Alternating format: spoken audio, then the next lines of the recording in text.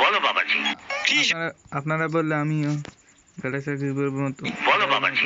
কৃষকের দেশে আবার কিসের স্পোর্টস? যা চলে সবই তো সিন্ডিকেটের খেলা। আমি কথা বলতেছি এফএফবিপিএল এর সিন্ডিকেট নিয়ে। আহ্বান তোমাদের এক একটা পয়েন্ট চোখে আঙুল দিয়ে দেখায়। বেশি কথা বলা আমার একদমই পছন্দ না, চলো প্রমাণ দেখাই। সিন্ডিকেটটা হয় টপ 15টা টিম রে নিয়ে, আর এই 15 নাম্বার টিমেই ছিল টিম ইনফিনিটি, যারা স্বাভাবিকভাবে দেখা গেলে ডিসকোয়ালিফাই। বাট এখানে আসে নতুন মোড়। অ্যাডমিনরা হুট করে জানায় রিম্যাচ হবে। কেন রিম্যাচ হবে আর রিম্যাচটা কি ওটা তোমাদের বোঝায়। রিম্যাচটা হবে কেন? রিম্যাচটা হবে কারণ ওই টিমের মধ্যে নাকি একটা হ্যাকার টিম ছিল, আর রিম্যাচ হলো আবার পুনরায় সেই সব টিম রে আবার খেলানো হবে, আবার তাদের কোয়ালিফাই করতে হবে। মগের মুল্লুক মিয়া, মগের মুল্লুক পাইছো? দাদাই কি তোমার ফ্রি ফায়ার কমিউনিটি বানিয়ে হয়ে গেছিল? এইখানে স্পষ্ট ভাবে দেখা যাচ্ছে এই জায়গায় 15টা টিমের নাম উল্লেখ করে দিয়েছে, মানে নাম্বার হিসেবে।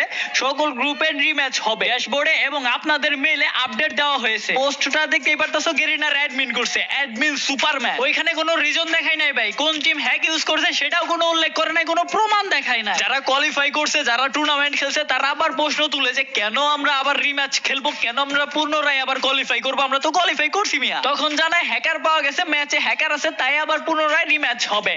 আর যেই টিমের নামে গেছে তাদের যেহেতু তারা যে হ্যাকার এটা প্রমাণ হয় নাই, যার কারণে তাদের নামটা আমরা বলতে পারতেছি না। ঠিক আছে, যদি প্রমাণ হইতো যে তারা হ্যাকার, তাহলে আমরা অফিসিয়ালি ভাবে ওটা ব্যানই দিয়ে দিতাম, ওই যে লেখাই থাকতো অ্যানাউন্সমেন্টে। প্রমাণ হয় না যেহেতু, এই কারণে রিম্যাচ হচ্ছে। এইখানে ওর কথা শুনে তোমাদের মনে হতেই পারে যে ওদের মনে যাইছে তাই আবার ওরা রিম্যাচ করতেছে, একটু সন্দেহ হয়েছে, কিন্তু না, ওদের নিজস্ব একটা টিম, যে টিমটা নিয়ে করতেছে সিন্ডিকেট, ওরা টিম ইনফিনিটি। সেই টিমটা দেখা যাচ্ছে সরাসরি ডিসকোয়ালিফাই খাইছে।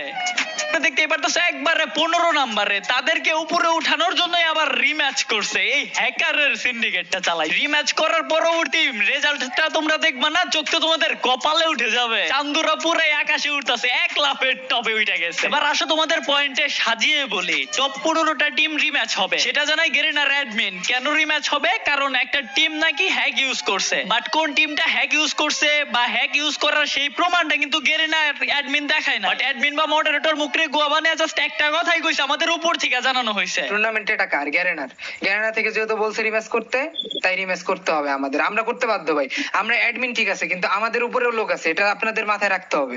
তাহলে কি উপর থেকে একটা টিমকে সাপোর্ট করার জন্য এই সিন্ডিকেটটা চালানো হইলো, আবার রিম্যাচ করানো হইলো? আমি জানিও না এটা টিম ইনফিনিটির জন্য কিনা, বাট অনেকে বলতেছে এটা টিম ইনফিনিটির জন্য, বা আমারে যে প্রমাণ দিছে সেও বলতেছে এটা টিম ইনফিনিটি। আবার আমরা যদি একটু মাথা কাটাই তাহলে দেখতে পারবো সবথেকে লাভ কিন্তু বেশি ইনফিনিটিরই হয়েছে, কারণ এই টিম ইনফিনিটি কিন্তু 15 নম্বরে ডিসকোয়ালিফাই হয়ে গেছিল। সেই ইনফিনিটি আবার ডিসকোয়ালিফাই থেকে কোয়ালিফাই হয়ে গেছে, এখন একদম টপে চলে গেছে। অথবা ধরো টিম ইনফিনিটি বা অন্য কোনো নির্দিষ্ট একটা গ্রুপ রে উপর থেকে সাপোর্ট নাই দিত, তাহলে এই হ্যাকিং ইস্যু বা এই হ্যাকারের কোনো প্রমাণ কেন উপর থেকে দিতাছে না? মগা মনে করছো আমাগো মাঙ্গের বলারা? বহুত সহ্য করছি আর না। আচ্ছা শুনো, তোমাদের আরেকটা টপিকে কিছু কথা বলি। তুমি যদি একটা ছেলে হও তাহলে তোমাকে টাকা ছাড়া কেউ চুষবও না। যদি তোমরা ভালোভাবে গাইডলাইন এন্ড ভালো একটা কাজ শিখে ইনকাম করতে চাও, মাসের খরচ চালা, তুমি পারবা না টাকা ইনকাম করতে। অলরেডি কিন্তু দেখতে আসলে আমাদের এই কৃষকের দেশে আর স্পোর্টস হবে না। সময় থাকতে কৃষকের হাল চাষ করা নাঙ্গল নিয়ে রেডি থাকো। যেই হালাই সিন্ডিকেট করতে আসবো আমাদের এই সোনার বাংলাদেশে এই স্পোর্টস কমিউনিটিতে, তার পিছন দিয়ে নাঙ্গল ভরো। বরাবরই বইলা মনে পড়লো, টুর্নামেন্টের সিন্ডিকেট তো আর একটা হইতাছে না, সুযোগ পাইলেই অডিয়েন্সের পিছন দিয়ে নাঙ্গল ভরে দিতেছে সব বড় বড় রাঘব বোয়ালরা। এই রাঘব বোয়ালদের যদি সিন্ডিকেট ধরতে যায় তাহলে চলে যেতে হবে এফএফসি 2025-এ। গত বছর কিছু সুনামধন্য ব্যক্তি এই এফএফসি নিয়ে কথা বলছিল। যখন এইসব সুনামধন্য ব্যক্তিরা দেখতে পাইছে যে এফএফসি মোডে তারা চান্সই পায় নাই, তারা যেইভাবে এগ্রেসিভ হয়ে তোমাদের জানাইছে, তোমাদের যেইভাবে উস্কে দিছে এই বিষয়টা নিয়ে, আমি বলবো না যে সেই জায়গায় দুর্নীতি হয় নাই, অবশ্যই দুর্নীতি হয়েছে, অবশ্যই এটা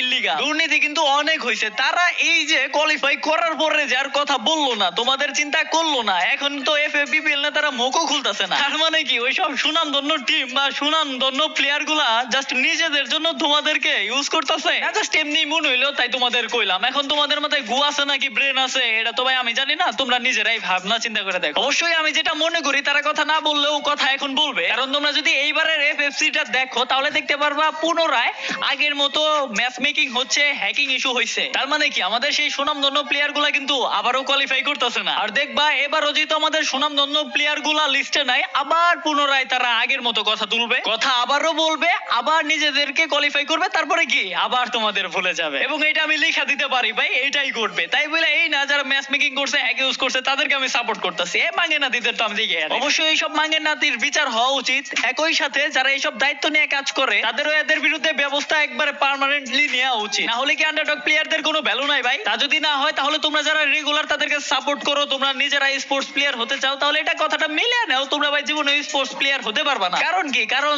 তোমাদের প্রত্যেকবার তাদের প্রয়োজনে ব্যবহার করবে, কাজ ফুরিয়ে গেলে তোমাদের ভুলে যাবে। আর কত শাড়ি চুরি পইরা তোমরা বইসা থাকবা? তোমাদের কি প্রতিবাদ করতে মন চায় না? মুখ ব্যথা করে? সিন্ডিকেটের বিরুদ্ধে কি রুখে দাঁড়াইতে পারো না? পা ব্যথা করে? অন্তত শাড়ি চুরি পইরা বইসা থাকলেও, নিজে প্রতিবাদ না করতে চাইলেও, না করতে পারলেও, বুকে সাহস না থাকলেও এই ভিডিওটা অন্তত ওইসব জায়গায় পৌঁছে দাও যারা এইসব বিরুদ্ধে অ্যাকশন নিতে পারবে। সর্বোচ্চ শেয়ার চাই, সর্বোচ্চ লাইক কমেন্ট চাই এই ভিডিওতে, যাতে সকলে এই কন্টেন্ট, এই ভিডিওটা দেখতে পারে। সময় থাকতে প্রতিবাদ করো, না হয় বাজার থেকে শাড়ি চুরি কিনা না রুমের ভিতরে বসে থাকো। দেখা হচ্ছে তোমাদের সাথে নেক্সট ভিডিওতে।